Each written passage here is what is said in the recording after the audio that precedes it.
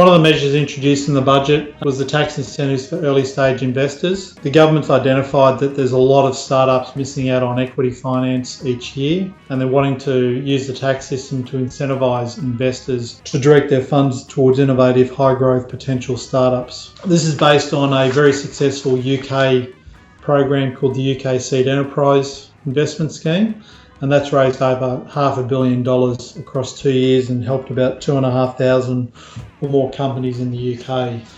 And they're hoping to see similar results here. The main two planks of the tax incentive are a 20% non-refundable tax offset for any investments made. So if you invest $1 million, you can get a $200,000 tax break in the year that you invested. The tax incentive the rebate will be capped at $200,000 per investor per year. And the second plank of the scheme is to provide capital gains tax exemption for any investments held for more than a year for up to 10 years. So if you invest in a startup today and in 3 or 4 years' time that startup gets sold or you sell your share in that startup, then any gains you make on that investment would be tax-free. The eligibility is fairly open. You've got to be an eligible business, which hasn't actually been defined yet, but generally speaking it's for small startups. Obviously a lot of people in the tech sector. You've got to be pretty much a startup, so something that's only come around in the last 3 years. You can't be listed on any stock exchange.